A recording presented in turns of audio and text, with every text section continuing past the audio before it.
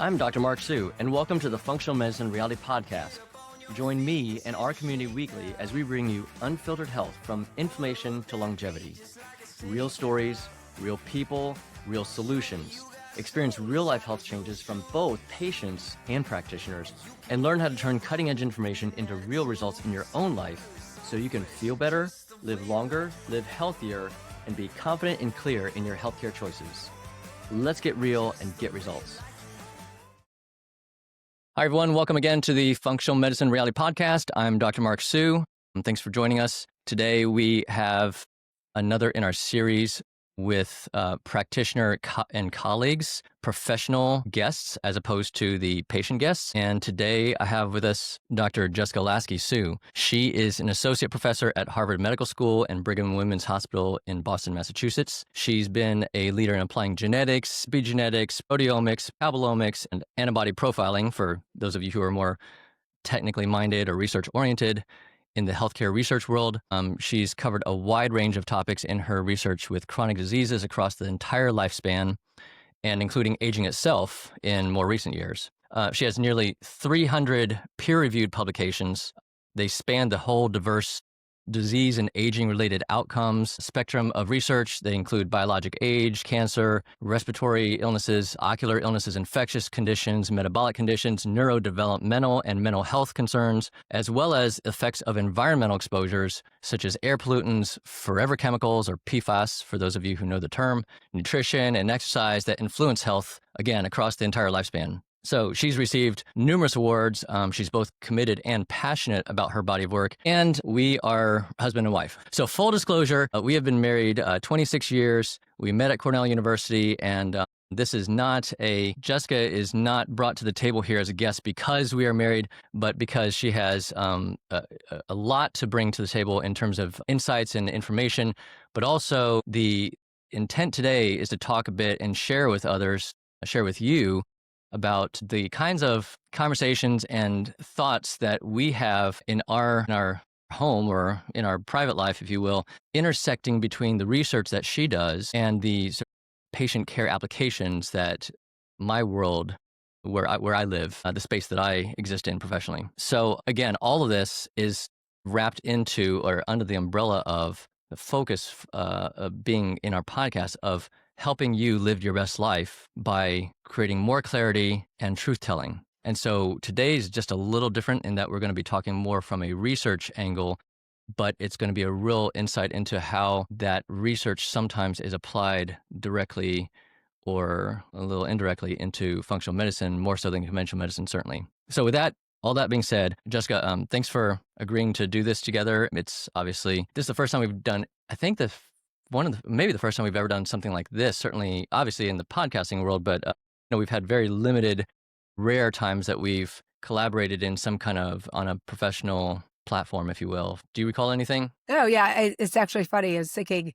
this is, I think, the first time we've actually directly talked about this stuff in any type of setting outside of like our kitchen. Yeah, we had some real limited professional, if you will, or work-related projects together, but it was really sparse and it was much more from an administrative and more business level, if you will, and definitely not on a sort of clinical and educational level, I think. Yeah, so Maybe we did a little during COVID. That's a one-play time. Oh, yeah. Thank you. So yes, brief insight. So Jessica headed the pandemic public health, I would dare say, the public health initiatives in our local communities, in our towns, through the school systems, being the researcher that you are at Harvard. And, so do you want to just flesh anything else out about your background, or do you want to make any quick comment about, as an add-on about the kind of research you're doing, like especially in that long COVID world, or do you want to just kind of jump in? Yeah, we could jump in. Honestly, that was like pretty extensive introduction to me, so that was great. Okay. All right. Well, let's just jump in. So let's set the stage. As an example with the kinds of conversations or the kind of scenarios we have, when I go into conferences, and that happened just last week when I was at a conference again, and I introduced who you are briefly to other people or comment on, some of our intersects. It's very common, as you just alluded to, where people say to me, you guys must have really interesting dinner conversations. And to which I say, we do when we have these conversations, but we're both always so busy that it's tough to have those opportunities to have these conversations at all, actually. So it's not like it's a real regular thing. But That being said, the epitome story that I think about was, I don't remember what year it was. Let's call it 2018, 2017. If it was earlier, I don't remember. I was heading off. You will remember this. We were in the kitchen. I was heading off to an Institute of Functional Medicine conference, their annual international conference, the AIC. And you're asking me as I'm heading out the door in the next 15 minutes, maybe. So where are you headed to? Right? If I recall right, I was headed to Hollywood, Florida. He said, so what kind of, I'm curious, like who are the presenters, what kind of topics? So I show you the agenda on my phone, right? I pull up the link and you say, I know the first two speakers. I have grants with them. I tell them I said hi, like on a personal note, right? And I'd never heard of either of these two speakers, all right? But one of them was Dr. Alessio Fasano. And so for people who know him, I think of him as the founder of leaky gut syndrome. I say founder because that's his, he put that on the map, if you will. I say that to a lot of people as patients that, hey, if you ever wonder if leaky gut is a legitimate, validated medical term, in medical terms, we call it intestinal permeability, but Alessio Fasano, who's an MD and world-renowned researcher out of Boston, who my wife happens to know and has done research with, he's got all kinds of papers on this. And then you follow that up with, the second presenter is Maureen Leonard, who I'd never heard of either. And you said, oh, yeah, she's blah, blah, blah, blah, blah, right? And so that was a really interesting and eye-opening experience for me where not only did I not know them, and you did, and I'm the one going to the conference, but you have these direct connections with like the guy who put leaky gut on the map, right? So I'm just curious, like let's start with that. What was your experience thinking back to that moment with that intersect? Yeah, actually, it's funny that you bring that up because that was a really fun moment because I think it's sort of the quintessential example of how our worlds overlap and yet we may not even know it. And one of the interesting things I think from a research perspective is while often research institutes I think are not thought of as functional medicine oriented, the irony is a lot of the research they do is completely functionally medicine oriented. I think that's a perfect example. Alessio and I think we have certain areas of interest in the types of research that we do. And so I met him through, this common interest in, it was really metabolomic profiling. But if you look at the content of his research, it's really is much more in the framework of what would be applied in a functional medicine setting, yet he's at an academic research institute. So I think that was one of the places where I actually had this realization that from a practice, functional medicine often from a practicing point of view is implementing scientific findings earlier than what is often accepted in traditional medicine settings. And I think that's really, I think, one of the big advantages of functional medicine is they really are trying to incorporate things earlier to optimize care. Yeah, absolutely. And, I don't even know if I ever told you, but I found out later that Alessio Fasano was actually the chairman, or he spearheaded that whole conference. Which to me is just so odd for me because I'm so used to this sort of dichotomy or compartmentalization, almost sometimes abrasive nature between conventional functional medicine. And yet here's this guy who's extremely well decorated at Harvard, right? Who put leaky gut on the map and he's heading the whole IFM yearly conference. It was just kind of mind blowing for me. Yeah.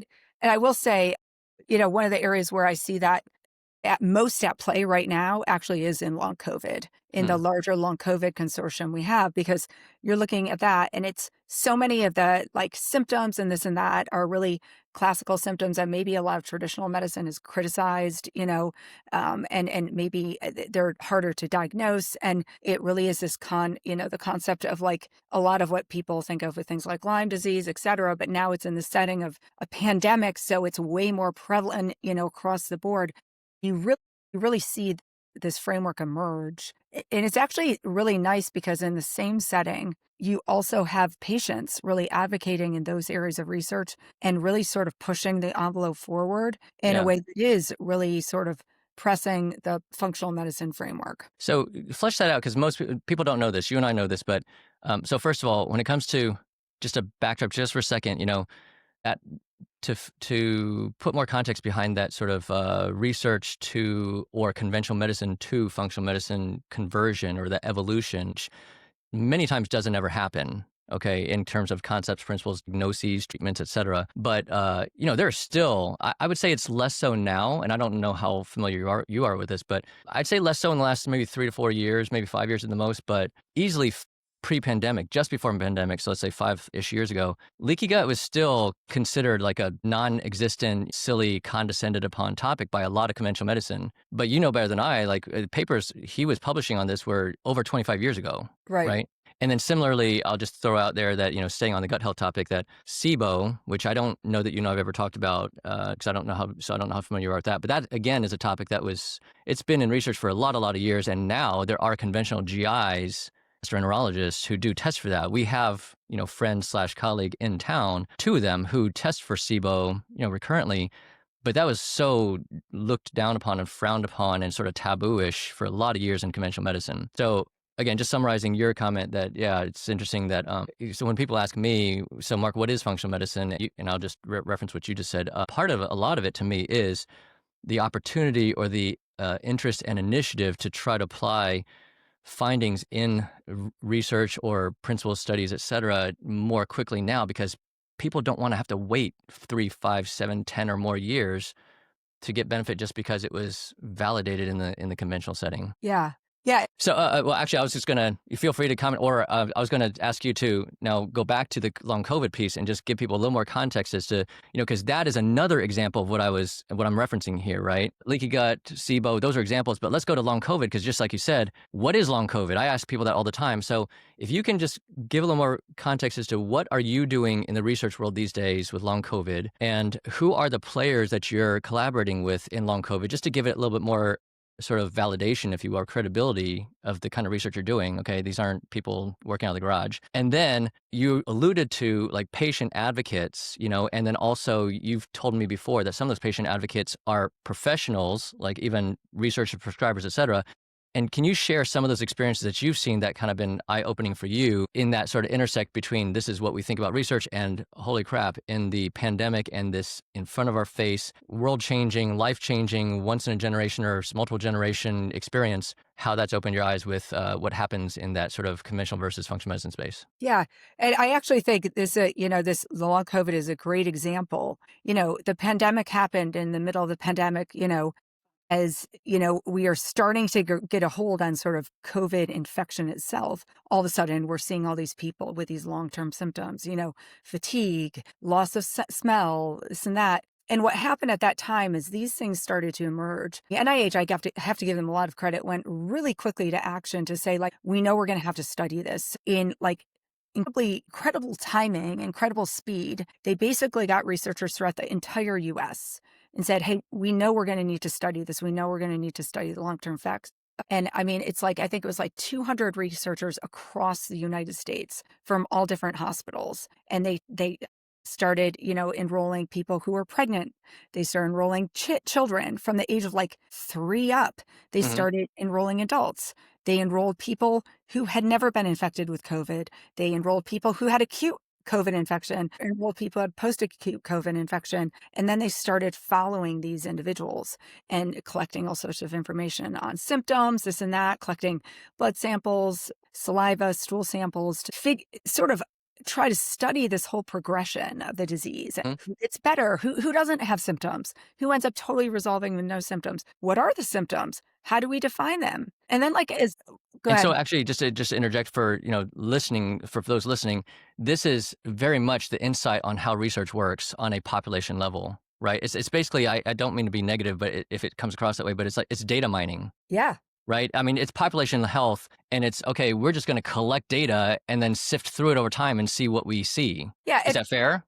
Yeah. And, I think in the case of long COVID, people were so desperate because they are really, they're suffering. But we didn't even have a grasp on well, what are the major symptoms, right? It's hard to assess that on a large level when you're just hearing individual stories. Also, it's clear that not necessarily all the symptoms are the same, right? Yeah. So we just started from these fundamental questions like, what are the symptoms? What are the main symptoms? What's the range of symptoms? Are they the same in kids as they are in adults? Who is it? Some people, if it's resolving, how is that happening? Really, with this huge effort of can we figure out how to treat people better and how to prevent this? And again, just as an observation, reflection, this is the research approach, is we want to keep a sort of open-minded and all-comer mentality. We're not going in with biases. And I say that specifically because the previous professional interview here was with our good friend, very close family friend, best friends, George Papanicolo. And we spent a lot of our session talking about biases that we have as practitioners. Right. So as researchers, the goal is to not have bias, right? Right. To be objective and as neutral as you can be for science. And so you guys have been collecting, like this project has been collecting data for how long now? Yeah, I think it started in 2021, right? Okay. It's collecting data, and the data's, we just got an extension to keep on following them, following And patients. it's NIH funded. NIH funded. It's one of their largest projects. And you're But like, it's over 200 researchers across the country. yeah, enormous. I mean, so, the total number of people, like just let's say for adults is like maybe 20,000, right? Okay. And And like, in research world, how is that common? Is that small? Is that large? Or well, what's the for something like long COVID, it's the largest in the world. okay, largest long COVID study project in the world that you know of? By far, with this level of resolution. We also have a whole autopsy group that has all sorts of specimens. So I interact with these people all the time. Okay, this person died of long COVID. Let's look at like what their brain looked like what like different parts of them look like, Yeah. so we can start understanding. And So so in this, you're interacting with these NIH folks how often on this project specifically? like on Monday, I had 6 hours of meetings On this topic alone? on this topic alone. Yeah. Okay. Yeah, it was All right. 6 full hours of meetings. So I'm leading a huge part of this in terms of generating a huge amount of molecular data. So we're generating genetics, epigenetics, proteomics, metabolomics, RNA sequencing, which is a gene expression, all this type of molecular data to sort of fundamentally answer these questions and sort of get to the point of, can we treat people? Yeah. Can we prevent this? And so what Um, happens down the road is when we hear news that, okay, we firmly have concluded that long COVID includes these kinds of symptoms commonly in 70% of people, or these symptoms in 30% of people, or blah, blah, blah, or we have this understanding of this mechanism or root mechanism, or this one, but not these, then a lot of that is derived out of studies and work like what you're talking about right now that you're involved with. Exactly.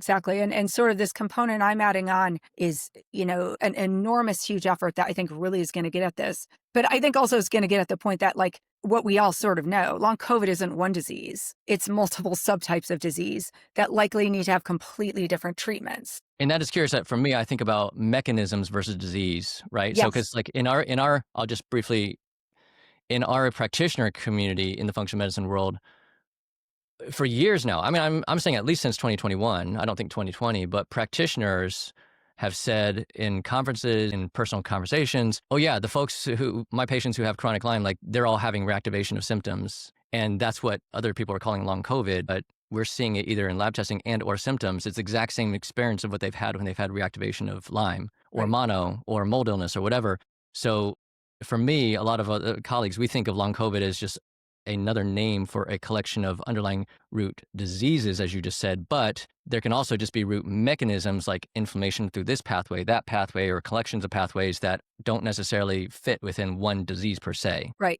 And actually, like the way you just said that is actually, I love, because, and again, we never talk about this because we're so busy, but like that, like literally, the scope of what we're doing is defining distinct mechanisms of long COVID. Literally, that word mechanisms is what it's all about. And they also will say pathobiology or pathophysiology. And the point is, if we can group people by common mechanisms, then treatments can be developed focused on those mechanisms. And that's really the goal. And from my perspective as a practitioner, if you identify this pathway as a 66, 2/3% contribution to people who have long COVID, that doesn't mean it's in conflict with, let's say, the patient in front of me says, well, I've had quote unquote chronic Lyme. And I say quote unquote because, if you're talking to the conventional crowd, they don't believe that or whatever. But, I've had chronic Lyme for like 5 years, and my symptoms of chronic Lyme are the exact same symptoms that got exacerbated that my other doctor is calling long COVID. Now, you might say it's that mechanism pathway of X, but for me, that same mechanism could be what leads to the chronic Lyme symptoms as well as the long COVID symptoms. So it's not a contradiction. No. Right. So you guys might find these are mechanisms in pathology that we identify, but that doesn't negate or contradict, say, chronic Lyme being reactivated. But in the mainstream messaging of what I would often hear in news is, or at least among practitioners, right, conventional practitioners might say, well, that's hogwash. It's not Lyme. It's long COVID. Whereas in my mind, I'd say, I don't need to pick a fight, but they're not mutually exclusive. They can be all kind of intersecting. That's an example of where, like when I said, often research is more aligned with functional medicine. So there's another group I'm involved with, and it's post-acute infections. And in that group, and it's like, I think there's a lot of like what you're saying, reactivation, but like a lot of the fundamental framework of them is that like a lot of these post-acute infections, and I was on a lecture that specifically was all about Lyme, it was this chronic. So background, is this a different project, a different research topic? It's a different group. Okay. Is it through NIH or not? That one's not through NIH. Okay.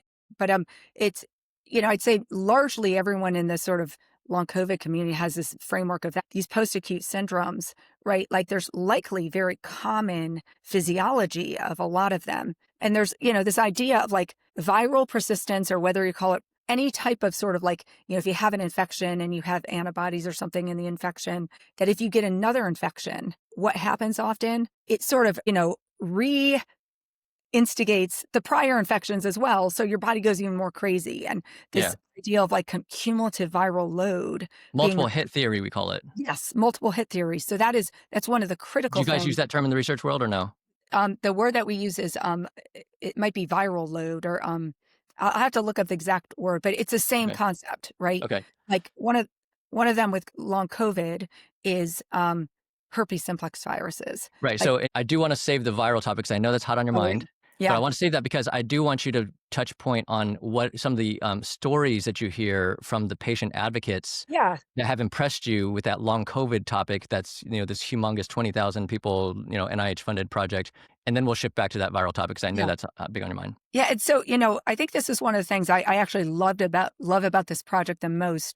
I think it's a new framework that the NIH is really trying to do, which is get patients who are really struggling or suffering and have them be an active part of the research to provide guidance along the way. And for me, because I'm not a clinician, I'm a PhD, this is like tremendously valuable because I don't go to the office and see them. And so we'll have some sessions that are sessions, that it's someone telling their story. Here you have someone, like I remember there's a woman who's like a surgeon, a marathon runner, this and that. She gets long COVID. She can't even get out of bed. And I'm like, some people may say, oh, you can believe these things aren't real. And then you hear a story like that and it's like, whoa, like that could be me.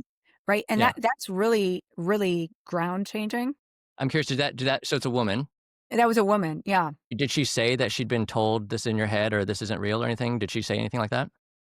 So interestingly, I don't recall her saying that, but I've absolutely heard other people say that that's what I'm curious about. How often have you heard those stories? Like, I've just been marginalized, devaluated, discounted, like told it's in my head or whatever. I think a lot of people have said that, but in this research setting where our whole goal is validating them and trying to get to the solution, in that setting, they hear anything but that because our whole goal is just to help them.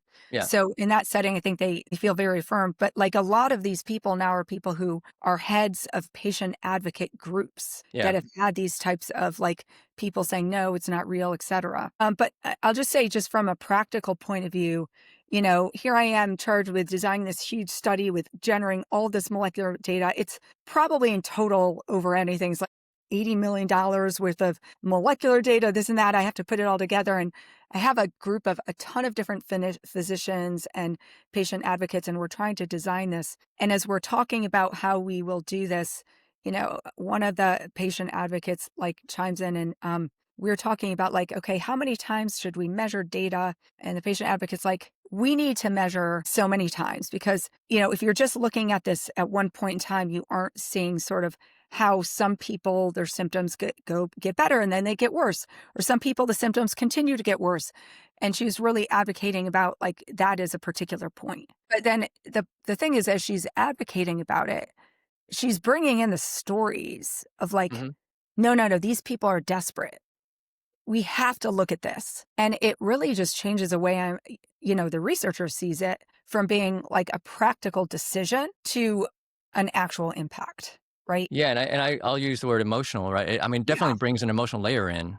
Right. Exactly. Right. Because when you, the way I think about it, or the way a lot of times I perceive, not as a negative or a value judgment or whatever, but I put myself in your shoe because you talk a lot about, statistics and power and, the parameters of the research, how it was done, how it was designed and all that kind of thing, which is all ultra important for the sake of objectivity and accuracy and integrity of the science. But it's a whole different story when you're dealing with an actual person and there's an emotional layer with that, right? Where the common conversation you and I have is, Mark, this is going on, this going on. And then I ask you, as you said, cool, like what's something I can do right now for a patient?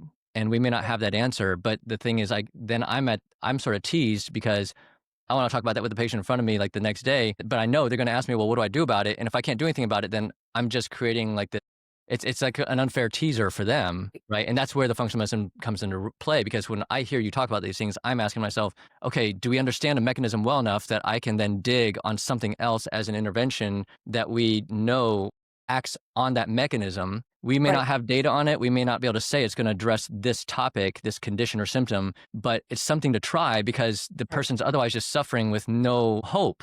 Hope is really what it's about. Right.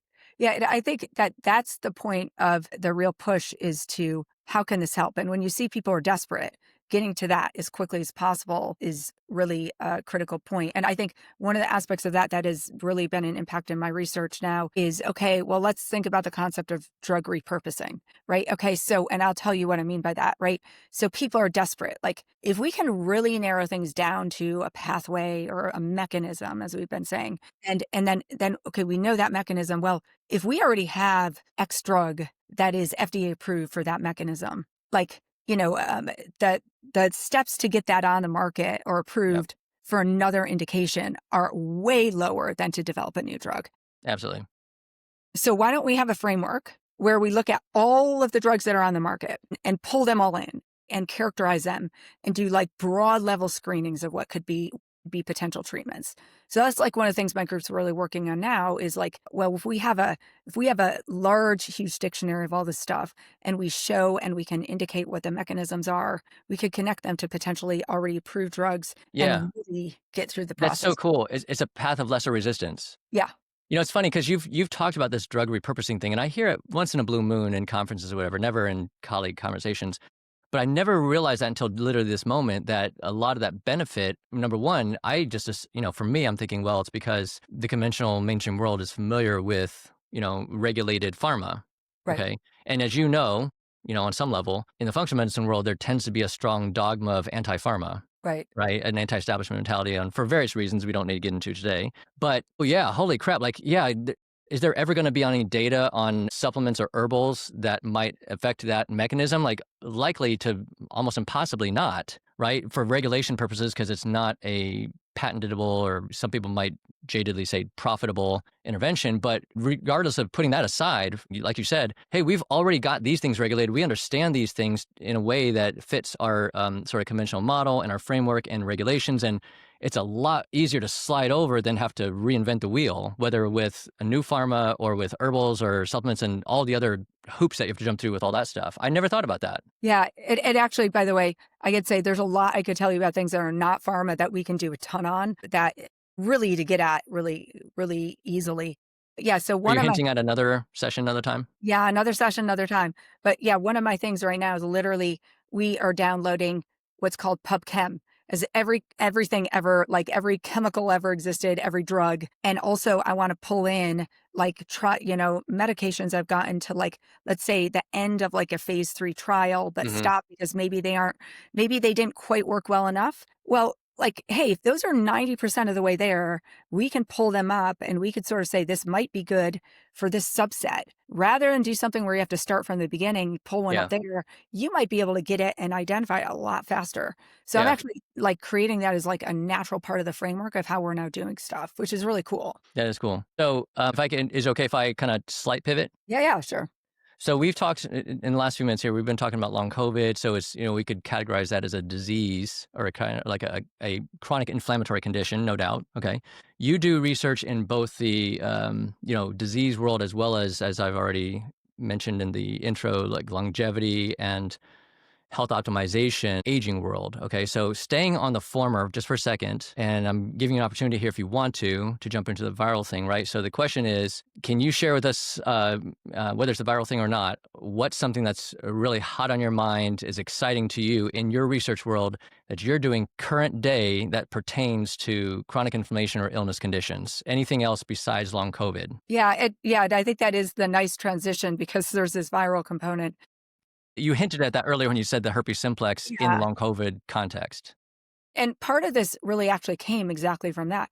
Actually, going back to the conversation with Alessio Fasano and Maureen, who you said, from that conference, I was talking to Maureen one day and she was mentioned this whole idea of like, oh, well, I want to look at like sort of exposures to different viruses and how that might impact gut health. That's what her And how research long was. ago? Give me framework. How long ago was that? This is like probably 5 years ago. Okay. I was like, wow, like it was during like maybe 2021, the beginning of the pandemic. So 4 years ago. Early half of pandemic. Okay. Yeah. Wow. Like, especially since COVID is just happening, I'm like, yeah, like that's really something we should be looking at more. And especially for other diseases like asthma, for example, we know like RSV is a cause of asthma and like what viral exposures are causing what. So Mhm. this put me on this whole framework of like, wow, we could look at, there's new technology that can look at like all viral exposures. Like you can take a drop of blood and see like all viruses you've ever been exposed to, different strains of the flu, different strains of everything. And like, how does Not that commercialized testing, just to be clear,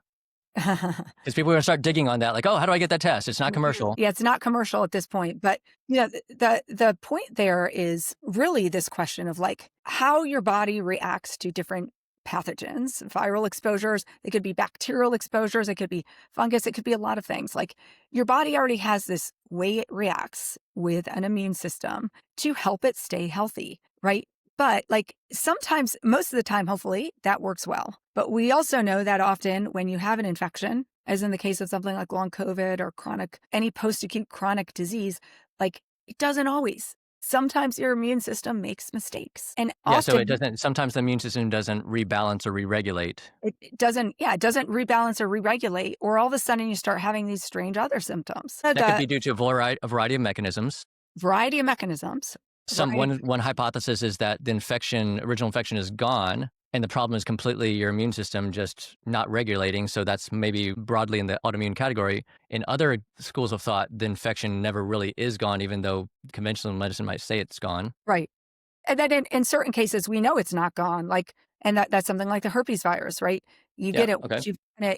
it's always latent in your body, right? And whereas there are other viruses, like let's say like a sinus infection, A probably head cold. head cold, it's gone, right? But like along the way, in that process, your body has created antibodies and this and that. So, the whole thing is, and it may have changed sort of your immune response. It may have changed how you respond, to other infections. Sometimes it may make it where you become inflamed because your body's trying to protect you, but maybe not always in the right way, right? Yeah. So good So intentions gone bad. good intentions gone bad.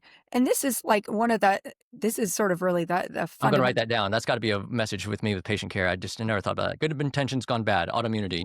Good intentions, bad. And yeah, this whole concept of autoimmunity and your body making these autoantibodies that are, now accidentally fighting against yourself instead of against a disease. That very often happens when you have an infection. And so one of the things Do you is really consider that as often from your research world? I think it happens a lot more often than we realize, right? I mean, because the statistics on autoimmunity have dramatically increased over the years. Yeah, and so they dramatically increased. I think the biggest thing I can say is we don't know as much as we need to know. And I fundamentally think that, autoimmunity is likely a big instigator of inflammation, which is broadly causing a lot of diseases, or not necessarily causing, but predisposing us more to a broader range of diseases than what we might not understand at this point. I think the main thing is, though, as I started getting into this area, I'm like, oh, can we measure like what, viruses and stuff we've been exposed to? But more than that, like if there is this thing where a virus is causing some type of response, sometimes gone wrong in our body, and now we have these autoantibodies that could be attacking ourselves, could we measure those and sort of understand how those may end up impacting our predisposition to disease or Measure what? The autoimmunity antibodies? autoantibodies themselves. Okay. Antibodies. Okay.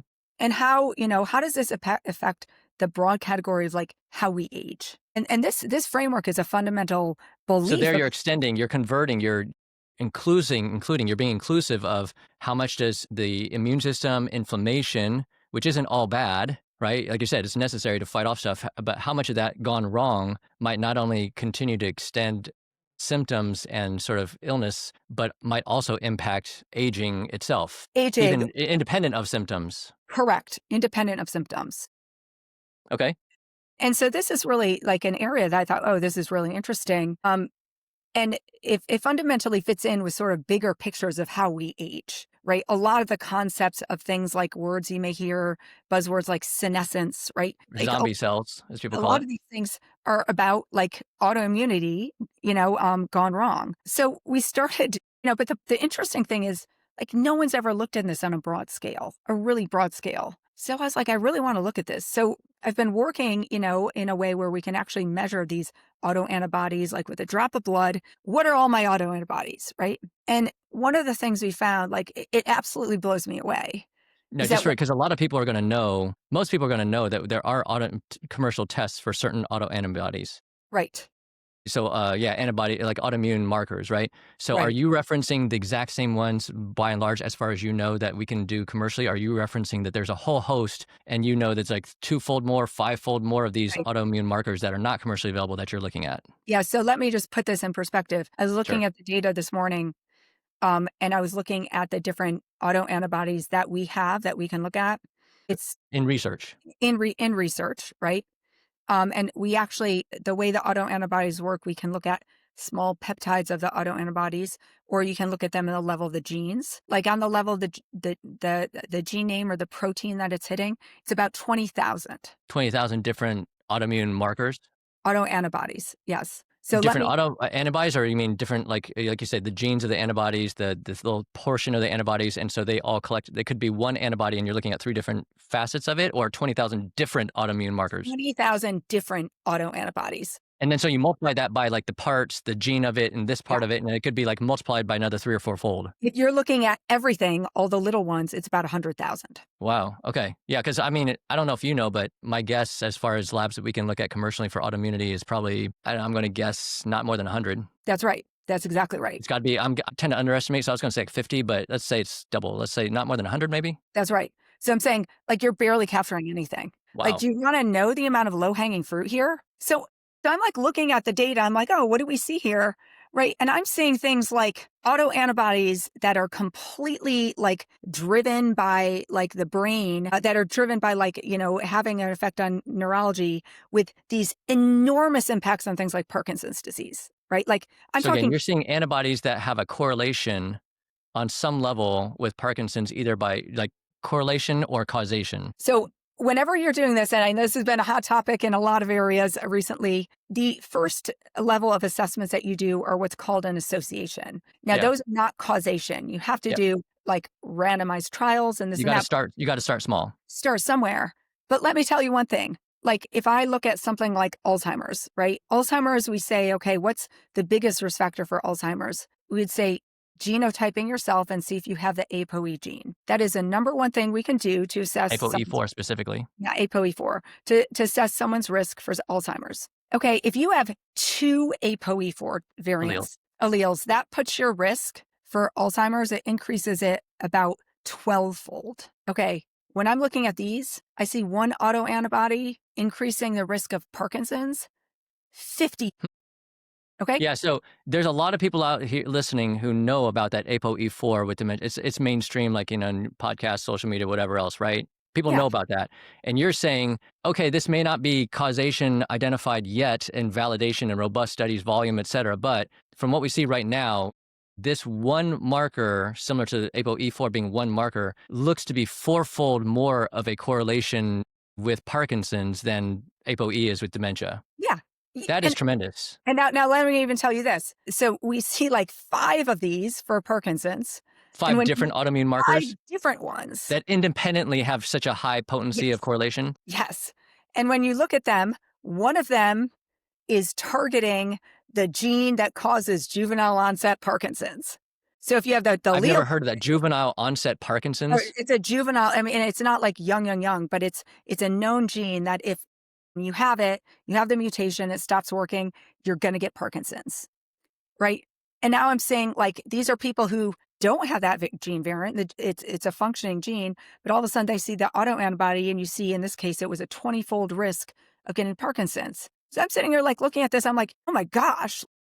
So to clarify that, my understanding, you're just saying if someone has that autoimmune marker, that autoimmune antibody, then if they contract that, if that develops in their body, perhaps at like 16 years of age, then it's a 20-fold risk that they're going to develop Parkinson's at some point in their life. Right.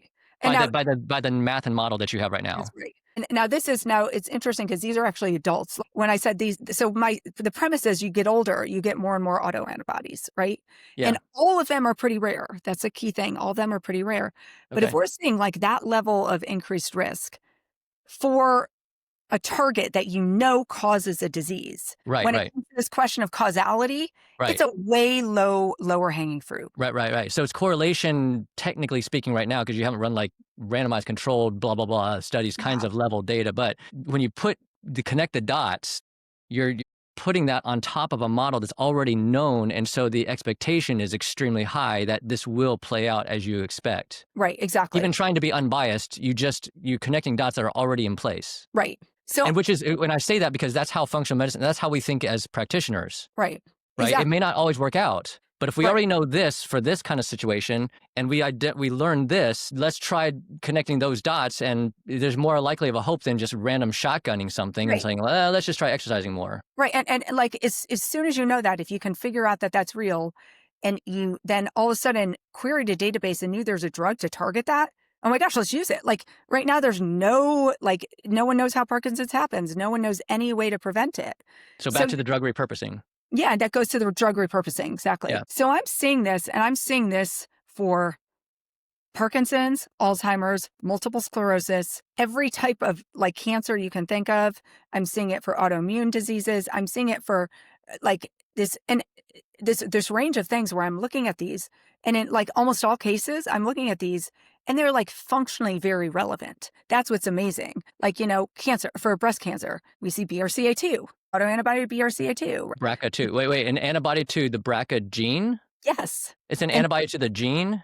Yeah, so it's an antibody to the protein that the gene makes. That gene makes. Okay, so someone has a BRCA2 gene, they make some proteins from that gene, and then you're saying, if I understand this is all lifetime, this is raw, unscripted, right? So you're telling me if someone then develops an antibody to that protein, they might have that gene might give them an increased risk of breast cancer via that BRCA2 gene. But if they develop an antibody to it, then even if that gene or that protein doesn't explode and really manifest itself, the antibody itself can then sort of take off in a different direction and effectually cause a similar problem through a different pathway? Well, so this is like, these are great questions. And I love this because this is like a reverse, right? So now Mark is acting like the researcher here. So like your questions are exactly the types of things I'm thinking. The question is, okay, how could we use it? Can we use it? Is it useful? That could be answered in many ways. And some of that gets at the question of it's not causation, it's association. And in some cases, it may be mechanistic, but in other cases, it may be a very early biomarker way prior to disease. Now, in these cases, these are autoantibodies we've seen before disease develops. Okay, so you're basically, if I hear you right, you're saying, right now, Mark, back off. We're not down that road. Let's not get ahead of ourselves. We're just saying we see the correlation between an antibody with BRCA2 and breast cancer. Right. Whether that means how that exactly plays out, that someone develops breast cancer, is it that the antibodies are just part of the story that naturally developed, or is it something that can develop a second pathway or whatever? We don't know that part yet. But the fact of the matter is you're kind of on a high level just saying autoimmunity is if I hear you right, you're saying autoimmunity is a way bigger deal. As much as people talk about this all the time in the functional medicine world, I mean, all the time, you're saying you don't know the half of it, Mark. That's right. You guys have 100 markers and we have 20,000 markers in the back end in research, and the data accumulation that's happening live time right now is mind-blowing, and this is a way bigger deal than you even think. That's right. That's exactly what I'm saying. And it's so mind-blowing. I've been in research now for like 25 years. 25 years ago, we thought this is how genetics would be. Not at all. We've gone forward. We see things like other types of data, like epigenetics is really good at tracking aging, right? Um, in some cases it could be causal and others not. But I've never seen in my career where I'm seeing things that are this big of an effect. So you are a Harvard researcher, well, world renowned. I'll say world renowned. You can beg to differ, but I understand I'm biased, but I perceive you from your data, and you know me. I tend to almost, if you're a family member or a close friend, like you almost have to prove yourself even more, okay? Because I don't want to come across biased. I perceive you as like a top 5 researcher in the world in some select areas. You've been the president of the Metabolomics Society across, I think society, right, across the whole world, okay? And you're telling me in 25 years in your career, the kind of data you're seeing now with autoimmunity, with these antibodies, and the correlation with more to come across the spectrum of all kinds of illnesses and cancers is some of the most impressive and strongest data you've ever seen in 25 years. Yeah, absolutely. It's like mind blowing. So, so as a researcher, right, what it makes me think is like going back to the question of like the patient, right? Like, oh my gosh, like you really feel compelled to be like, oh my gosh, if this is real, like we've got to do something. Like, how can we get this out? Right. Like, how could we actually follow this up? Because I really do think like I have this perception now of, let's say, something like Parkinson's or multiple sclerosis, and a lot of these things have been so like we haven't been able to really get at root causes in a lot of cases. If there's a way that we could actually take this and be like I actually think with some of these, what we're going to find is there's a few autoantibodies that are either causal or really demarcating exactly the path that's causing that person to get Parkinson's or whatever. If there's a way to use this to prevent or treat or delay getting a disease, we need to do it ASAP, right? Yeah. Those are a lot of the conversations I'm having now that, let's say, like in the case of something like Parkinson's, if we know that that the loss of function of this gene causes Parkinson's, and it is, if it's an autoantibody that's like doing this, right? I've already had conversations with like, oh, well, you can put things in the place to maybe prevent that autoantibody from engaging to create loss of function. Like there's things like that you could potentially do that could be a really low hanging fruit way to like, get rid of disease. And so like, those are now like where I'm really like, oh my gosh, I've got to. Yeah. So, sorry, go ahead. Yeah, no, it's just, it really sort of like compels me to action. Yeah. So where my mind goes then is I'm sure there's many people listening to this thinking, okay, so what are the causes of that autoimmunity? Right. And so you're not speaking to that. That's research is, okay, one step at a time and we gotta, right. So, and it's multivariable as to which antibodies we're talking about, which kind of symptoms and conditions that might correlate, et cetera. Right. But you started talking about the viral piece. So are there connections there to be drawn, or did you shift from the virus topic to autoimmunity more broadly, just that there's a bunch of antibodies that create autoimmunity and that's to be determined what the other connections are? Yeah, I know that's so right that you asked that question, because that is fundamentally the link. The very first thing I did, and we literally just submitted this paper, is to look at and characterize the relationship between viral infections and autoantibodies. And for this first paper, we just looked at 5 herpes simplex viruses. So herpes simplex 1 and 2, which are the mouth one and sexually transmitted, then Epstein-Barr, which is mono, CMV, which is another adverse one, chickenpox. So in case some people don't know, I say this to patients all the time, but I think you can tell me if you know differently. I think we have known, low 30s number of herpes viruses? Yeah, and it depends how you define them in many ways, but yeah. So sometimes you get mixed. Let's call it 30 plus. Okay, but I think commercially we have testing available for 1 through 9, but we all have these, and some people don't know this, and you've already said this once or twice, so I'm just going to spell it out more clearly. These herpes viruses don't leave the body well, and maybe they don't. Maybe you can edit that for me, but herpes 1, as you said, typically mouth sores, like who doesn't have that? All right, I mean, data that I know about from residency training 25 years ago was 60+% of America who's never had a cold sore actually has antibodies to cold sores. They could start having cold sores anytime in their life. Type 2 is traditionally, stereotypically, the genital sores. Type 3 is chickenpox is herpes virus number 3. And then mono is herpes virus number 4. You mentioned CMV, cytomegalovirus is herpes number 5. Herpes number 6 is slap cheek syndrome that we all get. Most every kid gets in their lifetime it's almost never that an adult doesn't have antibodies to herpes number 6. And then there's a cancer called Kaposi's sarcoma that is associated with herpes number either, I think it might be 8. I can't remember. But anyway, so I don't mean to digress. I apologize. Just a little background for our listeners. So keep going. Yeah. And so actually in the list that you just said, sort of the ones we looked at were a primary group of like, I think 8 or 9 herpes viruses.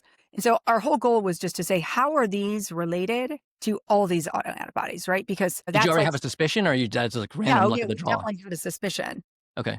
And so in that, and then how are those related to disease as a broad thing? Now, I will say there's a way that we sort of limited this a little bit, but there's a few general things I'll say. Number one, the association of these herpes viruses to a lot of autoantibodies is very, very clear. And it's not like really the number that we sort of attribute is like such an underestimate to what is actually there. And the mechanism of how this happens is sort of like what I said. I think, and this is all emerging and we will know more as we go along, but your body's trying to create an antibody to the herpes virus, and accidentally it creates an antibody to yourself, something yourself that has a very similar structure. And Yeah. that's one of the ways we can sort of tell is if the structure is similar. So we found like, okay, here's an autoantibody and it's like really strongly associated with herpes simplex 1, let's say. And then when we look at the structure, we see, oh, the structure is actually really similar. It makes sense that your body would accidentally make an antibody to this rather than herpes viruses. And that concept is called molecular mimicry, how that happens. And so like we actually have shown like the amount of times this happens is way more than what we've realized. And so many of the autoantibodies aren't even characterized, right, in terms of then how they affect disease. So that's sort of the critical link here of how So you can go from one. if I hear you right, so just backing up here, you started by saying, okay, so we've got all these autoimmune markers that we're looking at, and the data is beyond mind blowing. And then backing up further, it appears that some meaningful number of these autoantibodies. Again, you're looking at you said 20,000.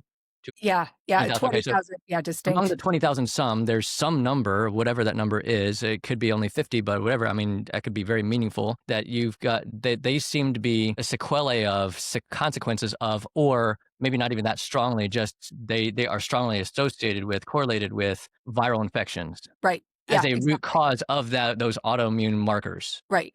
Is that what you're Exactly. saying? Yeah. And so, and again, I'll say there's a lot more to learn here and understand and to really prove. But, I said viral infections, but what I would actually expand it to in terms of my interest and what really needs to be looked at is the scope of pathogens. And I'm just going to leave it that broadly because, viral infections, bad bacterial infections, which you could even have in your gut, right?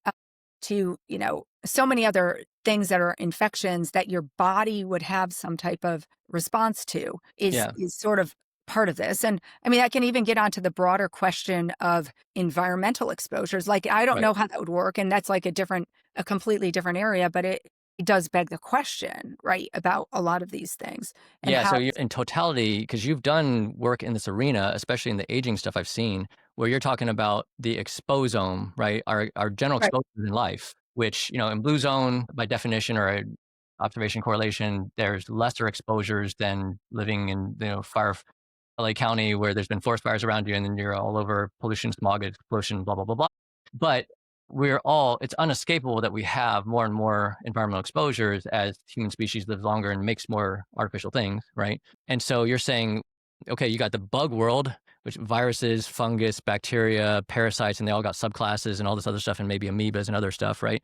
All those bugs possibly could cause immune reactivity, autoimmunity specifically. And then you're saying, hey, that very well may be the case with a bunch of toxins too. We just don't know right now, right. I think is what you're saying. Exactly. Yeah, that's exactly right. And I will say, like, yeah, exposome is good, could be another entire podcast because that's another super interesting area with, I think, a ton of things to learn and to Because you've talk. done a lot of research in that world. A ton, ton, right? But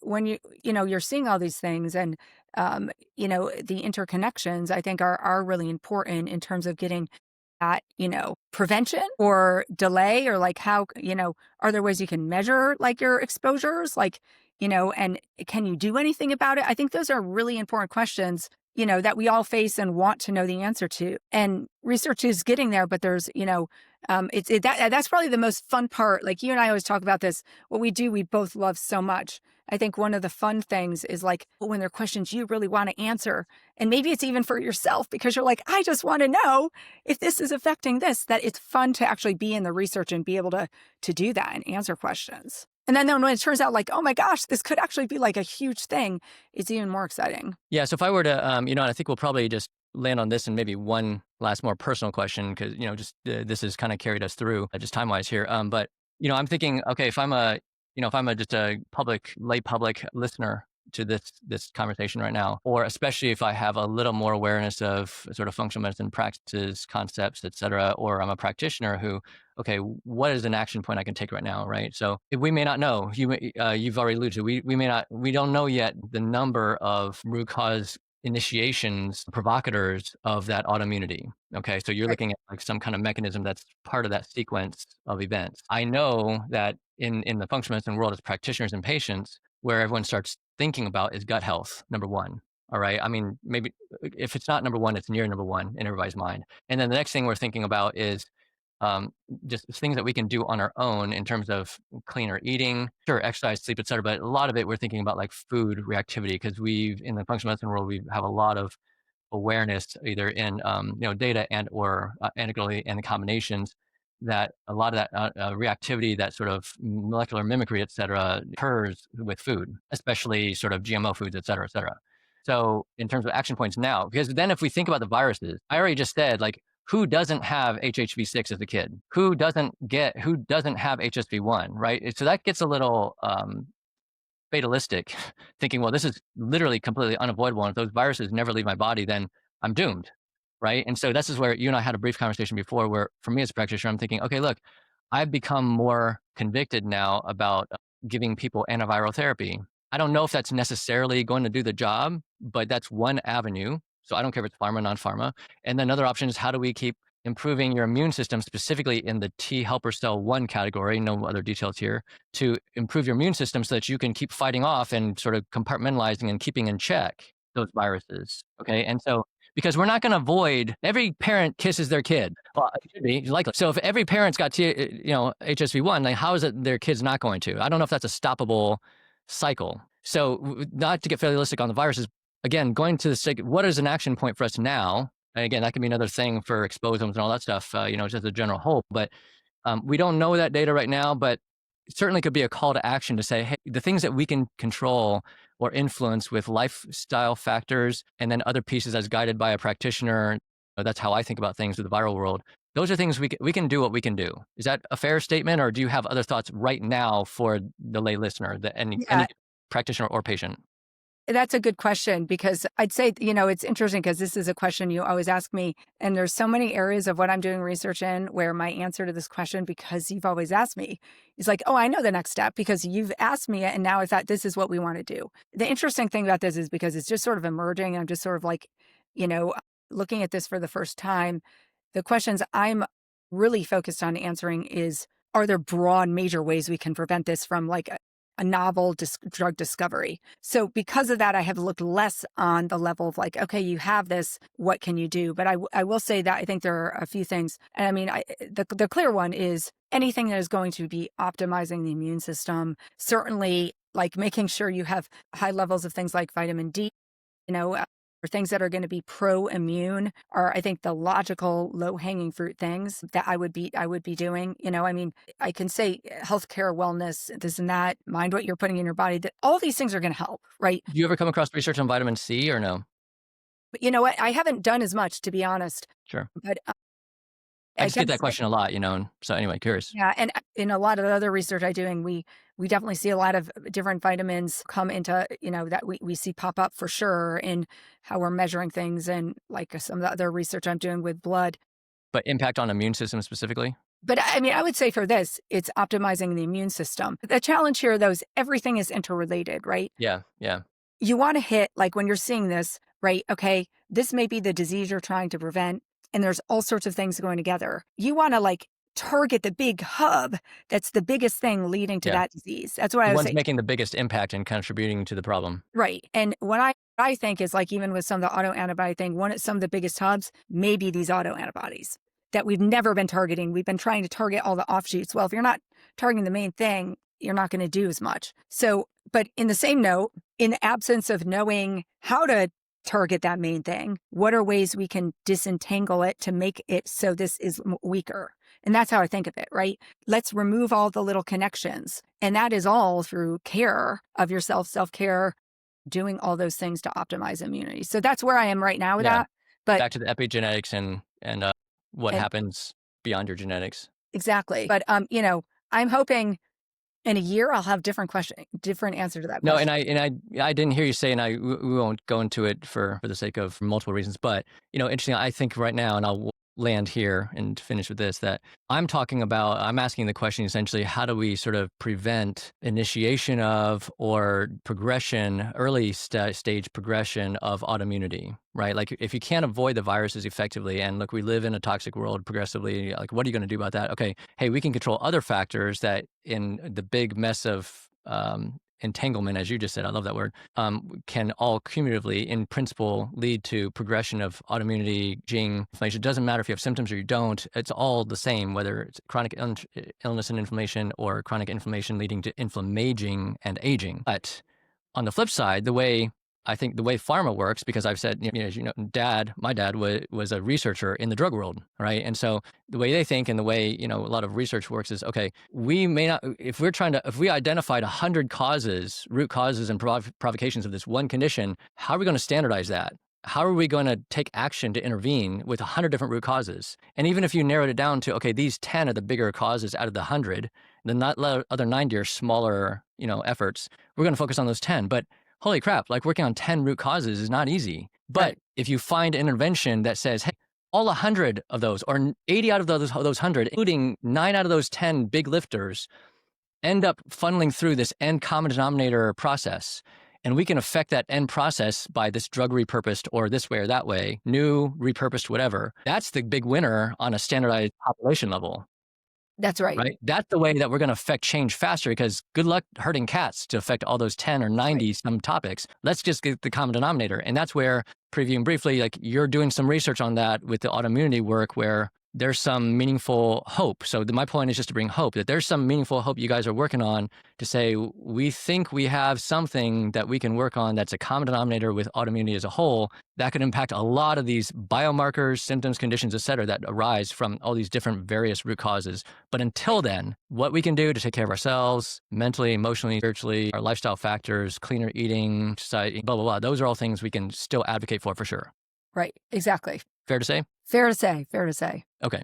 So really strong pivot, but last question, and you can make it as brief as you'd like. So, I wanted to, I threw out this question to you and you liked the question. So let's go with it. With everything you just described, right? And I mean, this has been really fulfilling for me.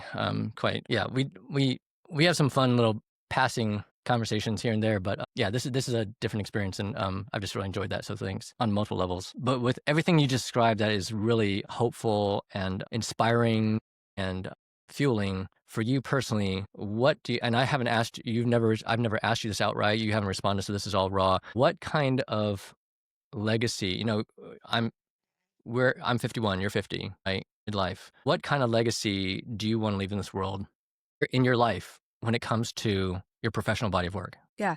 And it's interesting that you asked that, because I think if you asked me this even like 3 or 4 years ago, right, I don't think I would have had this as concretely. I wouldn't have been able to answer this as concretely, but I think also something about turning 50, right, gives you a different perspective. And it really has put me in a different framework of like, okay, there's a lot of stuff I'm doing. There's a lot of things we're finding out. But like ultimately for me, at the end of the day, I want to have an impact on people's lives. And how can I do that the most? And it really has given me great motivation and impetus to take like things we're doing and really push them toward helping people and preventing disease in a way that I hadn't before. And a lot of that is engagement with, okay, like, is this a treatment? Could this be a treatment? Let's push it forward. Let's really be much more proactive about taking things we're finding and following up to see if there's a treatment or a way that we could actually impact people's lives and prevent things. And so my engagement with people at different levels of being able to have that happen is just really skyrocketed in the last like 6 months even, because Hmm. I feel like I don't want to, if my research is just about me publishing papers, like, what am I doing? Right? Like, that is no real impact. That's not like, ultimately, well, I like to say, oh, I'm super altruistic all the time. That's totally not true. But when it comes to this, I realize a big motivation is like really wanting to impact people and prevent diseases. And wow, wouldn't that be amazing? And so I think that's really where my focus has been, is pushing things to like really see if we can develop new treatments or preventions and this and that. Yeah.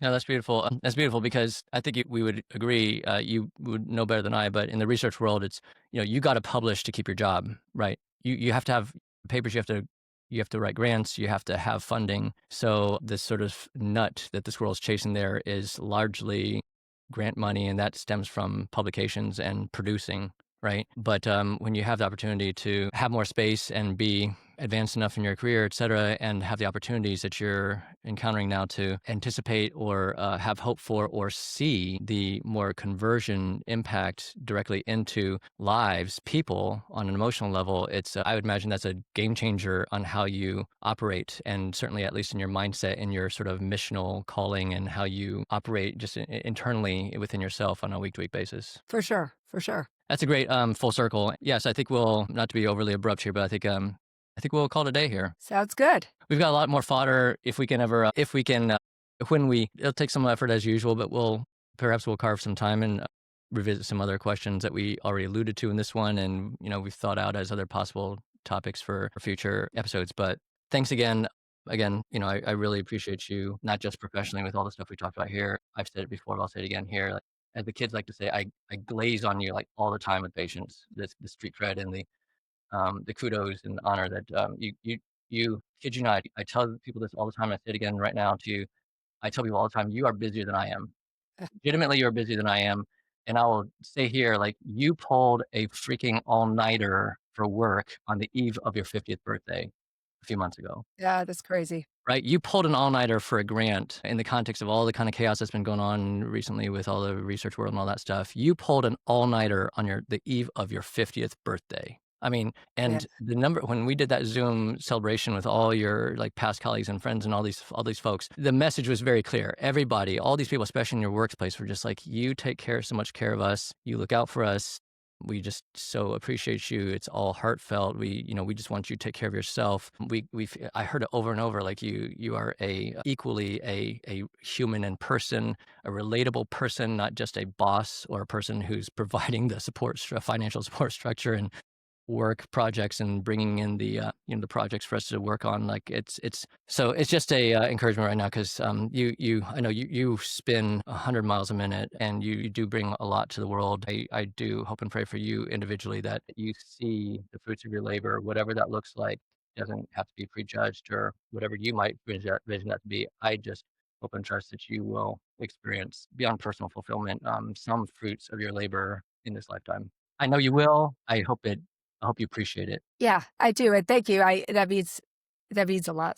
It does. I really, So, yeah, for those listening, again, this is, we'll have others, we'll do some others with Dr. Jessica and other practitioners as well, colleagues, sometimes in the practitioner world, sometimes not. But again, we're here. This is an insight into the research world, how functional medicine practitioners think about applying some of that research in certain ways, at least in this conversation.